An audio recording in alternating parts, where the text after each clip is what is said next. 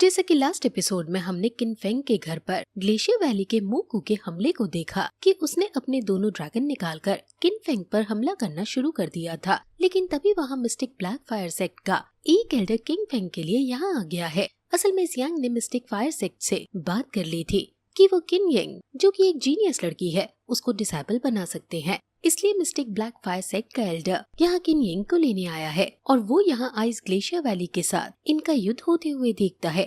किन येंग उनसे रिक्वेस्ट करता है कि ग्लेशियर वैली ने हम पर हमला कर दिया है, कृपा करके हमें इनसे बचाएं, जिस पर वो एल्डर मान जाता है क्योंकि उसे किन येंग जैसी जीनियस लड़की किसी भी हाल में चाहिए थी। इस एल्डर का नाम तियान हो है और तियान हो पहले तो उसे प्यार से समझाने की कोशिश करता है कि मैं इनकी बेटी को अपना डिसाइपल बनाना चाहता हूँ, इसलिए तुम इन्हें माफ करके यहाँ से चले जाओ। लेकिन जब कुमू नहीं मान रहा होता तब तियान हाओ उस पर हमला कर देता है और दोनों में लड़ाई शुरू हो जाती है। दोनों ही बहुत ज्यादा ताकतवर हैं और अपना अपना बेस्ट अटैक करते हैं। तियान हाओ बहुत सारी तीरे कुमू पर छोड़ता है और कुमू अपने दोनों आइस ड्रैगन से उस पर हमला करता है और वहाँ दोनों के टकराव से बहुत बड़ा ब्लास्ट होता है, जिसमें तियान हाओ काफी ज्यादा घायल हो जाता है, लेकिन कुमू तो अधमरा ही हो जाता है। यानी तियान हाओ जीत गया है और कुमू हार गया है। कुमू शन जिंग्यू से कहता है कि वो अब और नहीं लड़ पाएगा, इसलिए हमें यहाँ से चलना चाहिए। लेकिन शेन जिंग्यू अपने ही मास्टर कुमू की पीठ में खंजर घोंपकर उनकी शक्ति खुद में एब्जॉर्ब करने लगती है और कहती है कि आप मेरे जीते जी तो काम नहीं आए,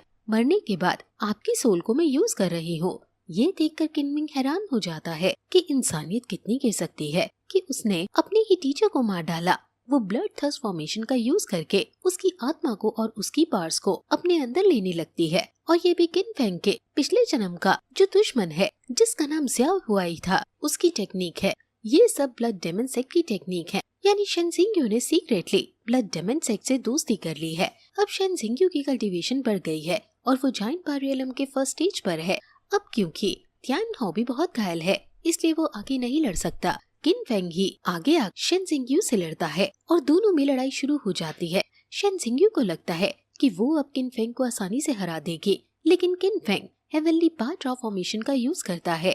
इस फॉर्मेशन में 18 लोगों की जरूरत है और सब समझ जाते हैं कि किन फेंग ने जियांग से वो 18 लोग क्यों मांगे थे। वो सब मिलकर फॉर्मेशन के अंदर बहुत सारी एनर्जी को एक्यूमुलेट करते हैं और वो सारी एनर्जी वो किन फेंग के अंदर चैनलाइज करते हैं और फिर उस बड़ी हुई ताकत के साथ किन फेंग आगे जाकर शन जिंग्यू से लड़ जाता है। किन फेंग कन्वर्जेंस ऑफ 10,000 पास का यूज करता है और उसकी छोटी बहन किंग यिंग भी अपना फायर ऑरा उसे देती है। किन फेंग अब इस पूरी ताकत के साथ मिलकर शन जिंग्यू पर फुल ब्लोन अटैक करता है और इतने सारे लोगों की पार मिलने की वजह से उसका ये अटैक जायंट पायरियलम के मिडिल स्टेज के बराबर खतरनाक बन जाता है। इस अटैक को खाते ही शन जिंग्यू वहीं गिर जाती है। अब किन फेंग शन जिंग्यू को जान से मारने के लिए आगे बढ़ता है, लेकिन जिंग्यू अपने पापा को यानी कि शन फैमिली के हेड को और उनको वहाँ मरने के लिए छोड़कर खुद यहाँ से भाग जाती है। किन फेंग उसके पापा को जान से मार डालता है, लेकिन अब उसे इतना समझ आ गया है कि जिंग्यू की जितनी भी टेक्निक्स हैं वो ज़्याओ की बनाई हुई हैं। अब लड़ाई के बाद मिस्टिक फायर सेक्ट का वो एल्डर जिसका नाम तियान हो है, वो किन येंग को अपने साथ ले जाता है और किन येंग जैसी जीनियस डिसाइपल के बदले वो उसे खास तरह की पिल्स देता है जो अब किन फेंग को अपनी कल्टीवेशन बढ़ाने के लिए चाहिए। उस एक पिल का प्राइस कम से कम 5 लाख चांदी के सिक्के है, लेकिन किंग येंग के बदले वो उसे देने को मान जाता है। अब जिंग्यू को और भी चीजें चाहिए जिससे वो पिल्स वगैरह बना सके, इसलिए वो सीधे जियांग के पास जाता है और कहता है कि उसे ओरिजिन रेस्टोरेशन पिल बनानी है, इसलिए उसको ये सारे सामान दे दो। लेकिन जियांग कहती है कि ये सब उसे यहाँ नहीं मिलेगा, ये तो प्रीफेक्चर सिटी में मिलेगा और हम कल वहाँ चल सकते हैं। किन फेंग मान जाता है और अब अगले दिन वो अपनी उसे लिक्विड में नहाकर कल्टीवेट करता है और अब वो मेरिडियन ओपनिंग की लास्ट स्टेज पर पहुँच गया है। अब वो उस सिटी के लिए निकल जाता है जहाँ पर उसे बहुत सारे हर्ब्स और इंग्रेडिएंट्स मिल सकते हैं। वहीं दूसरी तरफ अब हम ब्लड डेमन सेक्ट के अंदर देखते हैं जहाँ पर उसके सैनिक उसके लिए एक फ्रेश आदमी को पकड़ कर लाए हैं ताकि उसका मालिक उसकी सोल को खा सके। ये लोग इतने निर्दयी हैं कि वो आदमी अपनी जान की भीख मांगता है, लेकिन फिर भी वो उसकी सोल को निकाल कर खा जाता है। अब वहाँ जिंग्यू आती है जो उसे किन फेंग के बारे में सब बता देती है और वो उसका मास्टर उसकी मदद करने को राजी हो जाता है क्योंकि अब जिंग्यू ग्लेशियर वैली की एक एल्डर बन गई है। वो अब अपने एक सैनिक जिसका नाम युन कुआन है उसको किन फेंग पर हमला करने का आदेश देता है। वही किन फेंग जो अपने रास्ते में है वो घोड़े पर ही बैठकर कल्टीवेट कर रहा है और जियांग उसके संग फ्लर्ट करने लगती है कि क्यों ना तुम मेरे संग इस गाड़ी में आ जाओ, यहाँ हम दोनों के लिए इनफ जगह है। लेकिन सिग्मा किनफेंग उसे फिर से मना कर देता है कि मैं यही ठीक हूँ। अब चलते चलते वो फाइनली उस जगह पर पहुँच जाते हैं जहाँ उन्हें कई सारे खजाने मिल सकते हैं। किनफेंग को अपने आगे एक खजाने के होने का अनुभव होता है और वो तुरंत वहाँ आगे जाता है और वहाँ केवल बंजर जमीन थी। जियांग को लगता है कि शायद किनफेंग को गलतफहमी हुई है क्योंकि यहाँ तो पहले कभी कोई खजाना नहीं पाया गया। लेकिन फिर किनफेंग अपनी इटर्नल फ्लेम से वहाँ जमीन में बहुत बड़ा ब्लास्ट करता है और वहाँ एक फ्लावर निकालता है जिसका जो बीज है। लेकिन ये खजाना इतना काम का नहीं क्योंकि ये सिर्फ उसके लिए है जो जायंट पार रियलम में अभी नहीं पहुँचा है। इसलिए वो उसका बीज निकालकर उस फूल को जियांग को दे देता है कि अब इसका बीज 3 साल बाद आएगा जो तुम ले लेना। अब फिर वो और आगे बढ़ते हैं और वहाँ उसके सैनिकों को किसी खजाने के होने का अनुभव होता है। लेकिन किनफेंग को शक होता है क्योंकि उस खजाने का ऑरा बहुत ज्यादा था और ऐसा लग रहा था मानो कोई जबरदस्ती इस ऑरा को निकाल रहा है। किनफेंग उन्हें समझाने की भी कोशिश करता है कि ये खजाना नहीं बल्कि किसी की चाल हो सकती है। लेकिन वो लोग उस खजाने के लालच में उसकी एक नहीं सुनते और वहाँ तभी वो ऑरा उन पर हमला कर देता है और उन्हें ब्लड थर्स्टी ज़ॉम्बी में कन्वर्ट कर देता है। सिर्फ जियांग और किनफेंग ही बचे हैं और अब ये सैनिक जो ज़ॉम्बी बन गए हैं ये अब किनफेंग पर ही हमला कर देते हैं। लेकिन इन ज़ॉम्बी पर उनकी मार का कोई असर नहीं पड़ रहा है क्योंकि ये पहले ही मरे हुए हैं। इनसे लड़ना बस समय की बर्बादी है। इसलिए किनफेंग अपनी इटर्नल आई का यूज करके इन ज़ॉम्बी की पार सोर्स ढूंढता है और इन सभी की पार वहाँ पड़े एक पत्थर से मिल रही थी। किनफेंग तुरंत वहाँ जाकर उस पत्थर को तोड़ देता है और उस पत्थर के अंदर से ब्लड डेमन सेक्ट का ये सैनिक जिसका नाम युन क्लैन है वो निकलता है। ये युन फैमिली का सेकंड यंग मास्टर है और वो किनफेंग से गेस में कहता है कि तुमने मुझे ढूंढ ही लिया। जियांग उसको जब देखती है तो वो शॉक हो जाती है क्योंकि युआन कियान जियांग को भाभी कहकर बुलाता है, यानी ये दोनों रिश्तेदार हैं। और ये सुनकर वो किनफेंग भी शॉक है। जियांग बताती है कि ये युन फैमिली का नाजायज बेटा है और इसने ब्लड सेक्ट ज्वाइन कर लिया है। ये सच में काफी बुरा है। जियांग उसको देखते ही उस पर हमला करने को दौड़ती है लेकिन कियान उसे ब्लड सेक्ट की ताकतों से बंदी बना लेता है और फिर किनफेंग उस पर हमला करता है और दोनों में लड़ाई शुरू हो जाती है। युन कियान अपनी सोल जो कि गोल्डन बुद्धा बॉडी है उसको निकालकर उस पर हमला करने लगता है और किनफेंग अपनी इटर्नल फ्लेम को आयरन रॉड में डालकर हमला कर रहा है। किनफेंग लड़ते लड़ते उसे अपनी रॉड से दूर फेंक डालता है और फिर जाकर जियांग को बचाता है। लेकिन फिर युन क्युआन ब्लड कॉन्ट्रैक्ट टेक्निक का यूज करता है और वज्र बुद्धा का माउंटेन क्लीविंग फर्स्ट अटैक किनफेंग पर करने लगता है। किनफेंग भी इनफाइनाइट स्टाफ नाम के अटैक को उस पर करता है और दोनों में टसल फिर से शुरू हो जाती है। किनफेंग तो लड़ते लड़ते थक जा रहा है लेकिन युन क्युआन बिल्कुल भी नहीं थक रहा, जिससे वो समझ जाता है कि जरूर युन क्लैन किसी दूसरे की एनर्जी को यूज कर रहा है और वो तुरंत इटर्नल आइज का यूज करके उसकी एनर्जी सोर्स को देखता है तो वो एक बंदर को पता है। उस बंदर को युन क्लैन ने अपने काबू में कर रखा है और उसकी लगातार एनर्जी खींचता जा रहा है। किनफेंग अब उससे हारता जा रहा है और फिर किनफेंग को जान से मारने के लिए युन क्लैन उस बंदर को अपने पास बुलाता है और उससे किनफेंग पर अटैक करवाता है और लड़ते लड़ते जियांग के अंदर युन क्लैन का पॉइजन चला जाता है। ये देखकर किनफेंग को काफी ज्यादा गुस्सा आता है और वो अब उस बंदर के ऊपर अपनी सारी इटर्नल फ्लेम दे मारती है जिससे वो बंदर जिसको उसने काबू कर रखा था वो टूट जाता है और बंदर अब आजाद हो जाता है। अब तो युन की पार बहुत ही ज्यादा कम हो जाती है और अब किनफेंग युन को आसानी से मारने लगता है। वो युन को बहुत जोर से पीट डालता है और अब युन अपनी जान बचाकर वहाँ से भागने लगता है। किनफेंग उसे जान से मारना चाहता है लेकिन जियांग की बॉडी के अंदर पॉइजन फैलता जा रहा है, इसलिए वो युन को भागने देता है और जियांग की बॉडी से पॉइजन निकालने की प्रोसेस शुरू कर देता है। फाइनली वो उसकी बॉडी से पॉइजन तो निकाल लेता है लेकिन वो अभी भी बेहोश है। वो बंदर किनफेंग के पास से नहीं जा रहा है और किनफेंग उससे कहता भी है कि तुम्हारी गलती नहीं इसलिए तुम चले जाओ, लेकिन वो बंदर उससे कुछ कहना चाहता है। किनफेंग समझ जाता है और वो बंदर का पीछा करने लगता है और वो तीनों एक खास गुफा में जाते हैं जो काफी ज्यादा एंशिएंट है और वहाँ किनफेंग को एक बहुत ही बड़ा बीस्ट एप दिखता है और वो उसे देखते ही समझ जाता है कि ये तो उसके पिछले जन्म का साथी है। बीस्ट एप भी उसे देखकर समझ जाता है कि ये उसके मास्टर मार्शल एम्पर किनफेंग है। बीस्ट एप हजारों सालों तक जीते हैं इसलिए ये बीस्ट अभी भी जिंदा है और बहुत बुढ़ा हो चुका है। अब वो उसे पुरानी कहानी बताता है कि जाओ से लड़ने के बाद जब आप गायब हो गए थे तब मुझे लगा कि आप हमेशा के लिए मर गए हो। जियाओ भी कहीं गायब हो गया था लेकिन उसके आदमियों ने हम पर हमला कर दिया और दोनों ही तरफ काफी नुकसान हुआ। मैं अपनी एक प्रजाति के साथ यहाँ रहने आ गया, लेकिन अब मैं और मेरा ये पोता ही बचा है। जियाओ के आदमियों ने फिर ब्लड डेमन सेट का फॉर्मेशन किया और फिर दूसरों की सोल का यूज करके ये लोग उस जाओ को फिर से जिंदा करना चाहते हैं। इसलिए वो लोग बहुत सारे लोगों को मार रहे हैं और उनकी सोल को बंदी बना रहे हैं। अब मेरे पास भी ज्यादा टाइम नहीं रह गया है, इसलिए मैं उसको नहीं रोक सकता। मैं नहीं सोच सकता था कि इस दुनिया को आपने एक बार जो स्वर्ग जैसा बनाया था वो अब फिर से नर्क बन जा रही है। अब वो बात कर ही रहे थे कि तभी ब्लड डेमन सेट के और भी लोग यहाँ युन क्युआन के बुलाने पर आ गए हैं और अब वो इस गुफा में एंटर कर रहे हैं। किन फेंग उन्हें मारने के लिए आगे जाने देता है, लेकिन बीस्ट टेप उसे रोक देता है और कहता है कि आप काफी घायल हो। वो उसे जबरदस्ती अपने यहाँ कैद करके कहता है कि मैं इनसे जाकर लड़ूंगा और आपके लिए खुद को सैक्रिफाइस कर दूंगा, यही मेरी सबसे बड़ी तपस्या होगी। किन फेंग बहुत रोकता है कि तुम मत जाओ, हम दोनों साथ में लड़ लेंगे, लेकिन बीस्ट टेप जानता है कि उसके मास्टर बहुत घायल हैं और वो अपना सैक्रिफाइस देने चला जाता है। किन फेंग को उसने बांध दिया है, इसलिए किन फेंग रोने के अलावा और कुछ नहीं कर पाता और फिर ये एपिसोड यहीं खत्म हो जाता है।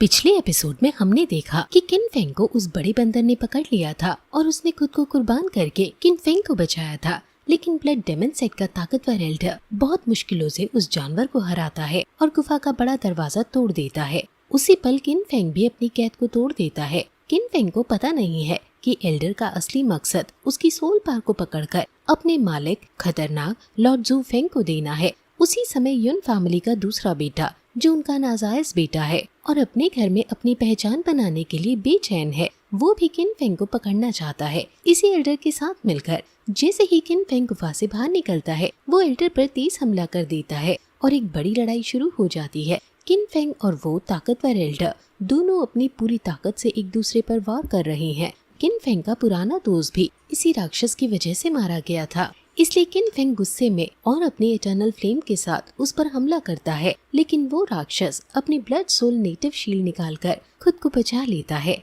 वो राक्षस अब बहुत कमजोर और थका हुआ है, लेकिन फिर भी वो अपनी ब्लड डेमन एरे निकालकर फेंग पर हमला करने की कोशिश करता है। फेंग अपने भाले से एक जाल बनाता है और एक बार फिर राक्षस को मारने की कोशिश करता है। ये सब देखकर युन फैमिली का दूसरा बेटा बहुत डर जाता है। राक्षस फिर भी हार नहीं मानता है। वो दोबारा उठता है और अपने घायल और मरे हुए सैनिकों की सोल पार को खींचने की कोशिश करता है, जिससे वो किन फेंग पर फिर से हमला कर सके, लेकिन फेंग खुद को बचा लेता है। राक्षस अब बहुत कमजोर है, इसलिए अब वो साइड में खड़े हुए युन फैमिली के बेटे की सोल पार खींचने की भी कोशिश करता है, लेकिन तभी किन फेंग अपने इटर्नल फ्लेम की मदद से उसे पूरी तरह मार देता है। जब किन फेंग यू को मारने के लिए आगे बढ़ता है, तभी जियांग वहाँ आकर फेंग को ऐसा करने से रोक देती है। जियांग फेंग से युन को छोड़ने के लिए कहती है, लेकिन तभी युन उससे पूछता है कि ऐसा क्यों, आप मुझे क्यों छोड़ रही हैं? जियांग कहती है कि युन फैमिली की मुझ पर बहुत एहसान है, इसलिए इसे छोड़ दो और हम यहाँ से चलते हैं। फेंग जियांग और छोटा बंदर वहाँ से चलने लगते हैं कि तभी युन उन्हें रोक लेता है और कहता है कि मैंने तुम्हारी शक्तियाँ देखी, तुम पूरी सोल पास को भी निकाल सकते हो। अब वो चाहता है कि फेंग अपनी शक्तियों से उसकी पूरी सोल पार भी निकाल दे, जिससे वो एक अच्छा इंसान बन जाए। उसने बताया कि सिर्फ वही नहीं, पूरी युन फैमिली में बुरा खून है जो पीढ़ी दर पीढ़ी उसके अंदर आया है, लेकिन युन अब ये सब छोड़कर फेंग का नौकर बनना चाहता है। फेंग उसकी बात मानकर उसे पूरी सोल पार से आजाद कर देता है। युन फेंग से एक गोली मांगता है, जिसे लेकर फेंग युन को पूरी तरह कंट्रोल कर सके, लेकिन फेंग उसे गुइया पिल देकर कहता है कि उसे नौकर नहीं भाई चाहिए। गुइया पिल जो ठीक करने की ताकत रखती है, लेकिन कंट्रोल करने की नहीं, युन को पूरी तरह हैरान कर देती है। ये सुनकर जियांग भी हैरान हो जाती है और फेंग को प्यार भरी नजरों से देखती है। अब फेंग, जियांग और छोटा बंदर जंगल में जियांग की चोट पर लगाने के लिए जादुई जड़ी बूटियां खोजने निकल जाते हैं। जंगल में जियांग और फेंग आपस में बात कर रही हैं।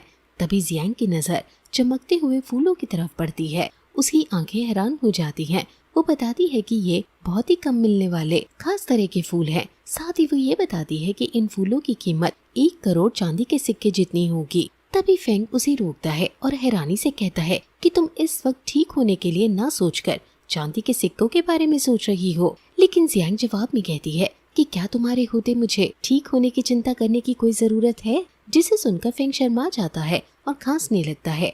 बात को बदलते हुए फेंग जियांग को एक पत्थर पर बैठाकर खुद दवाई लेने चला जाता है। फेंग अब एक पेड़ से दूसरे पेड़ पर कूद रहा है, जियांग के लिए जड़ी बूटियां इकट्ठा कर रहा है। जियांग उसे बड़े ही प्यार से ये सब करते हुए देख रही है और उसकी तारीफ कर रही है। जियांग सोच रही है कि इसकी सोल पावर कितनी होगी जो इतना खास है सबसे। इधर फेंग बड़ी मेहनत से दवाई बनाने के लिए सारी जड़ी बूटियां ले आता है। जियांग फेंग को 3rd ग्रेड मेडिसिन कॉलड्रॉन देती है दवाई बनाने के लिए। फिर फेंग सभी जड़ी बूटियों को हवा में उठाता है और अपनी इटर्नल फ्लेम और अल्केमी पास की मदद से वो दवाई बनाने लगता है। जियांग ये सब देखकर बड़ी हैरान हो जाती है कि कितनी आसानी से फेंग ये सब कर पा रहा है। जियांग हैरान है कि ये तो 5th ग्रेड के अल्केमी मास्टर की कला है जो फेंग यूज कर रहा है, लेकिन फेंग उसे बताता है कि उसकी सोल पास इतनी नहीं है कि वो 5वीं ग्रेड की रिफाइनिंग कर सके, लेकिन उसकी फ्लेम बहुत खास है जिसकी मदद से वो ये सब कर पा रहा है। दवाई बनकर तैयार हो जाती है जिसे जियांग खाती है और उसकी चोट ठीक हो जाती है। लेकिन फेंग बताता है कि चोट तो ठीक हो गई, लेकिन जियांग की फिजिकल बॉडी की हालत अभी भी पहले जैसी ही है। साथ ही वो बताता है कि एक बार फिजिक को नुकसान पहुँचे तो सोल पावर को भी नुकसान पहुँच सकता है।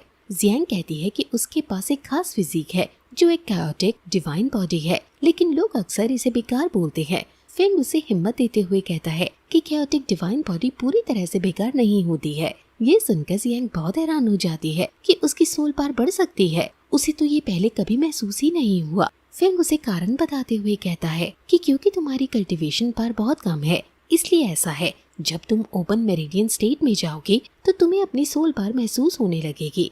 फेंग कहता है कि मैं 9 स्टार क्लच का इस्तेमाल करके तुम्हारी सोल पावर और फिजिकल बॉडी को अलग कर सकता हूँ, जिससे भविष्य में तुम्हारी सोल पावर फिजिक के साथ इम्प्रूव होती रहेगी, लेकिन फिजिकल बॉडी के खत्म होने की वजह से सोल पावर खत्म नहीं होगी। जियांग बैठ जाती है।